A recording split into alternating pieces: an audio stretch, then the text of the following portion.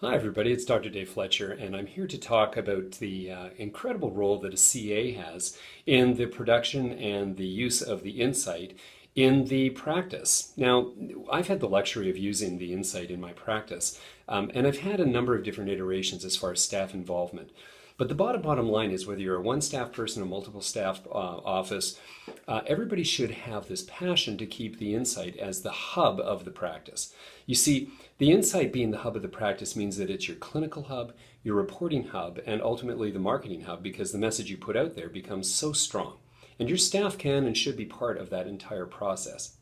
Now let's take a look and say what we're really using the insight for. Ultimately, the reason that the insight becomes the hub of your practice is because it literally is detecting the stress reactions in a person's spinal nerve system and overall nerve system that you can't detect in any other methodology. We can talk to the patient.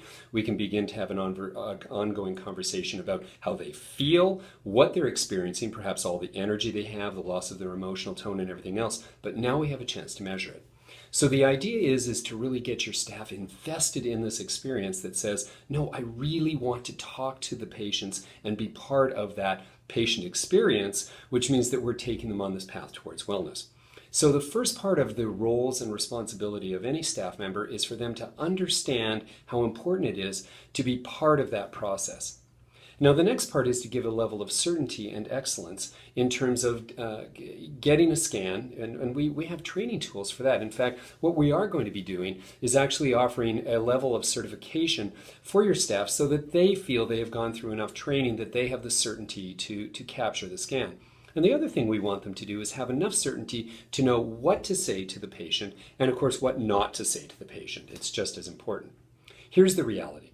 When a patient has that experience of whether it's first meeting the practice member, first meeting the practice, that experience is pretty much organized by the CAs.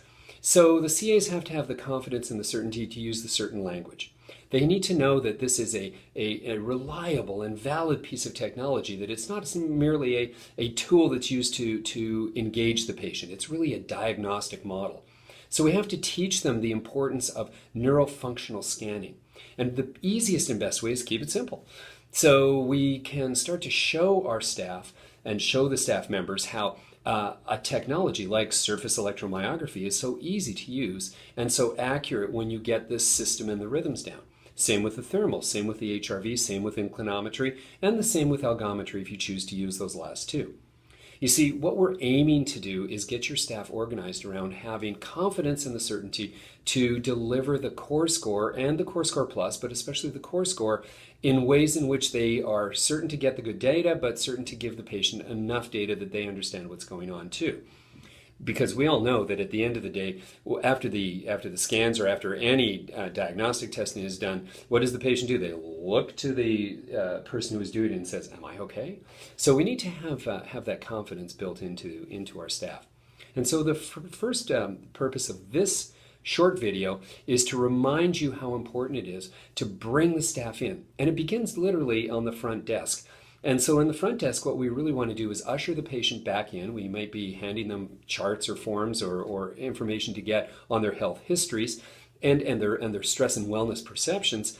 And on our health history, we made it very easy for our staff because there was actually a portion that actually laid out, and it was a scale of 1 to 10. And it basically said family life and occupational life. And we said, please rate your stress on a scale of 1 to 10, 1 being very minimal, 10 being off the charts. And that was a great way in which our staff could begin the conversation. They could literally look at that and say, you know, Dr. Fletcher is really dedicated to understanding how the stresses in your life have either ended up staining your nervous system or interfering in the way your nerves and your body work together. I can see that you rated yourself in your family stress as being something like, you know, a 6, and that's quite high, so we'll be checking on that. But I see that your occupational stress is really even higher at a 7 or an 8. So I'm going to let Dr. Fletcher know that as we're going through this report and these scans, that you've reported quite a high level of stress. So that sort of sets the relationship up there between stress, scanning, and the fact that the staff person is recognizing that as well. And so you can see that even by that relationship building, that it becomes very easy for us to take the next step, which is then to engage the patient in the examination. And that's what we'll do in the next video.